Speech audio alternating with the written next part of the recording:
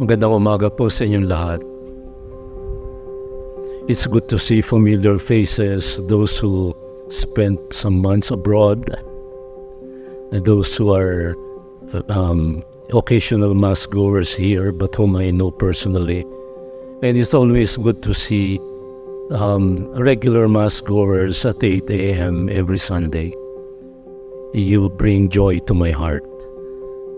Isa sa pinaka-tanyag na kanta magmula pa noong I think that was 1986, pinatanyag ni Gary Valenciano, Pasko na Sinta Ko. It's a very sad song.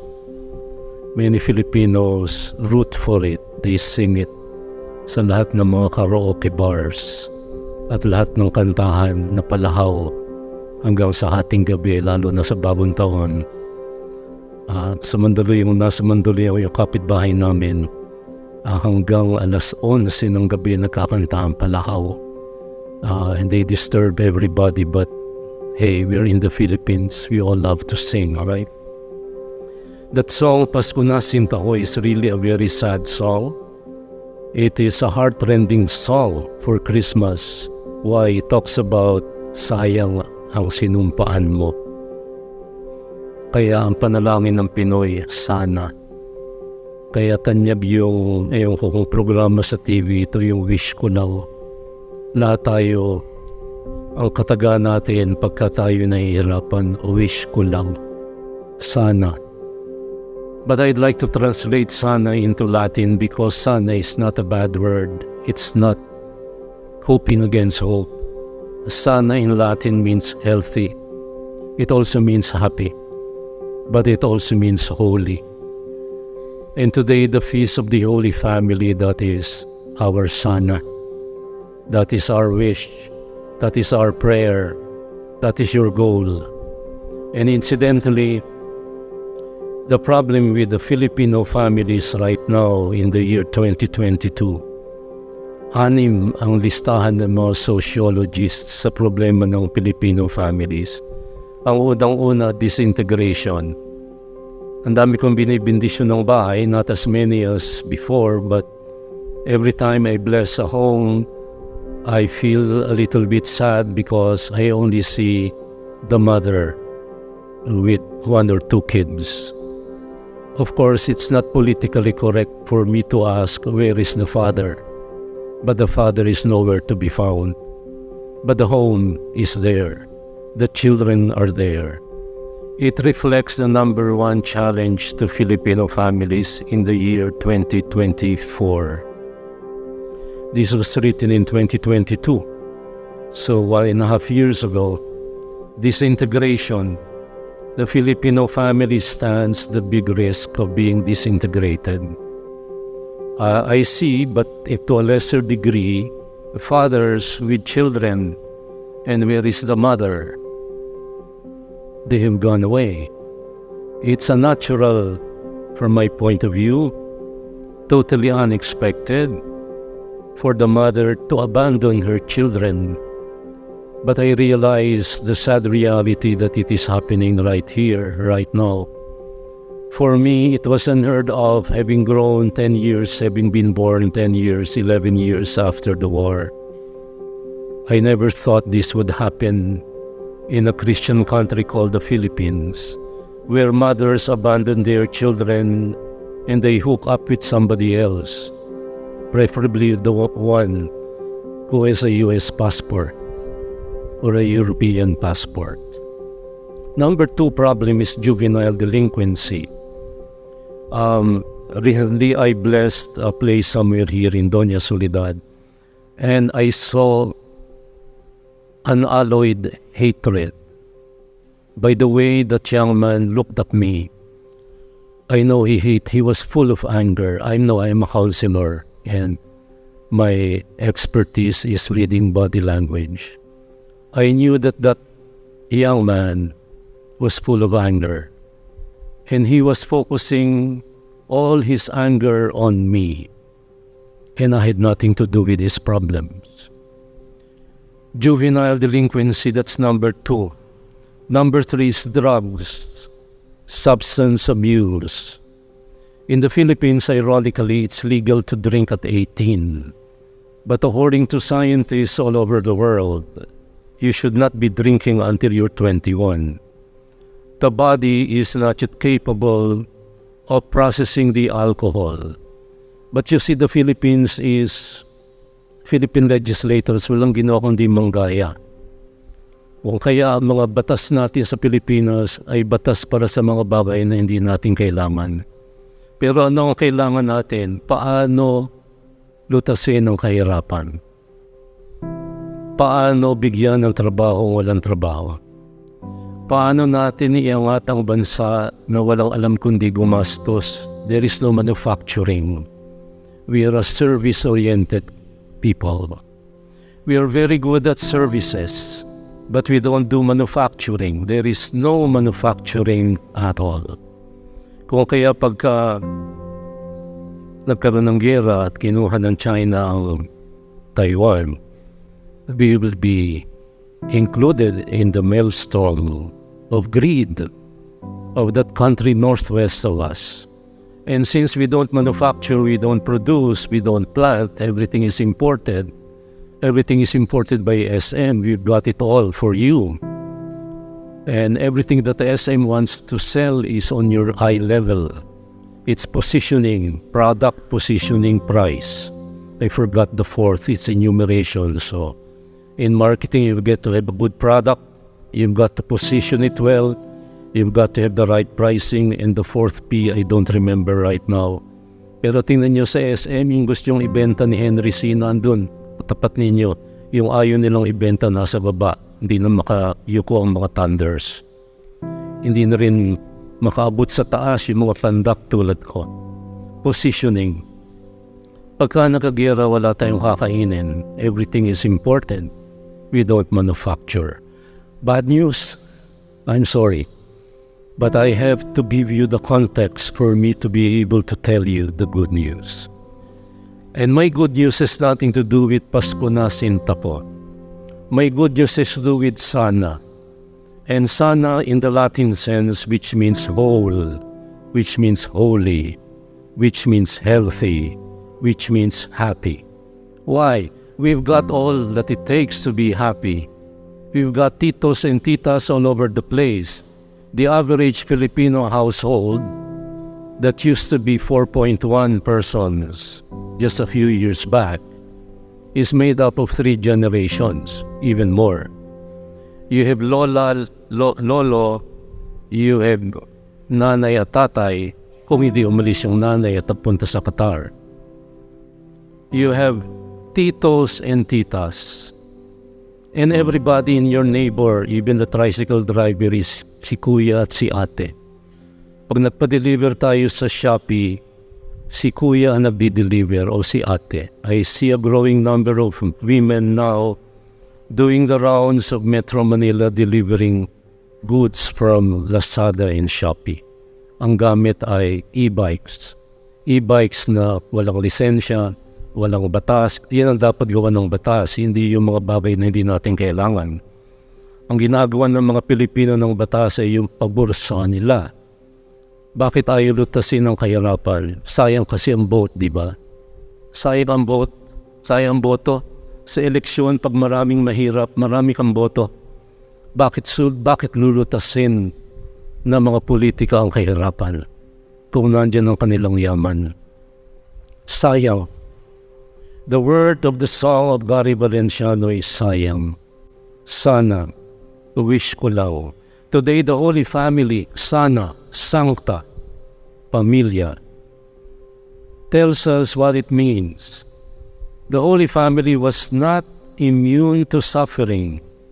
Simeon and Anna, old as they were, said they were waiting for the sign from heaven.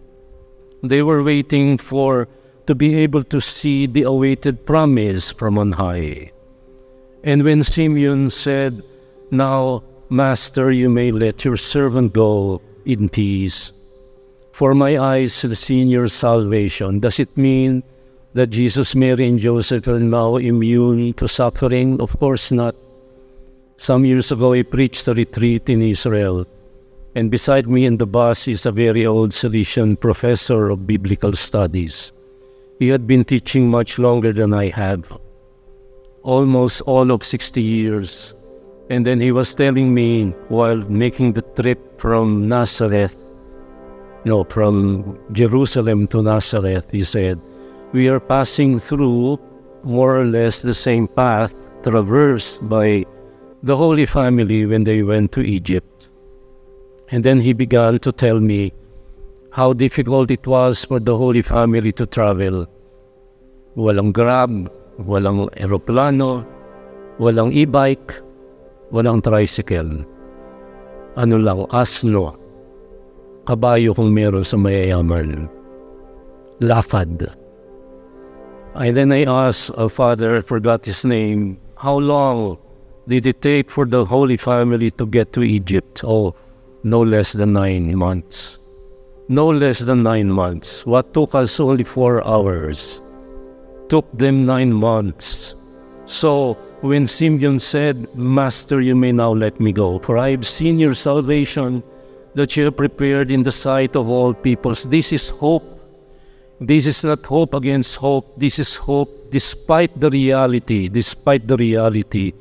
of a Philippines full of corruption. Ano nangyari sa PhilHealth?